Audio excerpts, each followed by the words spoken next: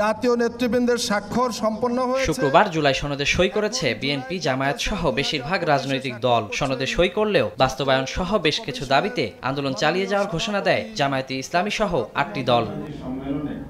২০ October রাজধানীতে, ২৫ October বিভাগীয় শহরে এবং ২৭ অক্টোবর জেলায় বিক্ষোভ মিছিল ও সমাবেশের ডাক দিয়েছে জামায়াতে ইসলামী, ইসলামী আন্দোলন, খেলাফত মজলিস সহ সমমনা দলগুলোর নেতারা। জুলাই সনদ বাস্তবায়নের আদেশ জারি করে নভেম্বরের মধ্যেই গণভোট, পিআর পদ্ধতিতে নির্বাচন, লেভেল প্লেয়িং ফিল্ড নিশ্চিত করা, ফ্যাসিস্ট সরকারের নির্যাতন, গণহত্যা ও দুর্নীতির বিচার এবং জাতীয় পার্টি ও ১৪ দলের কার্যক্রম নিষিদ্ধের দাবি জানান দলগুলোর নেতারা। আগামী ২৭ অক্টোবরের মধ্যে দাবি না মানা হলে দেশব্যাপী বৃহত্তর আন্দোলন ডাক দেওয়া হবে। জামায়াতে ইসলামীর সেক্রেটারি জেনারেল মিয়া গোলাম পরোয়ার বলেন, গণভোট ও পিআর পদ্ধতির নির্বাচনের দাবির সঙ্গে জুলাই সনদে স্বাক্ষরের কোনো সম্পর্ক নেই। রাজনৈতিক দলগুলোর ঐকমত্যে পৌঁছানোর ভিত্তিতে সনদে স্বাক্ষর করেছে জামায়াত। জুলাই চার্টারের যে সমস্ত সংস্কারমূলক প্রস্তাবে আমরা সবাই একমত হয়েছি, স্বাক্ষরের মধ্য দিয়ে সেই সংস্কার প্রস্তাবের ব্যাপারে আমাদের একমত প্রকাশ করেছি।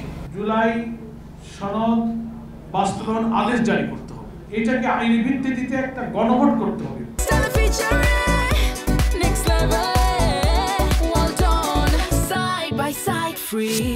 নতুন ঘোষিত আন্দোলন নির্বাচনকে বাধাগ্রস্ত করবে না জানিয়ে ফেব্রুয়ারিতেই নির্বাচন চান বলেও মন্তব্য করেন জামায়াতের সেক্রেটারি জেনারেল। আমাদের এই আন্দোলন নিয়মতান্ত্রিক, নির্বাচন সুষ্ঠু করার জন্যই আমাদের এই আন্দোলন, বাধার কোনো কারণই নাই। শুধু আদেশটা জারি করা প্রয়োজন, গণভোটটা প্রয়োজন।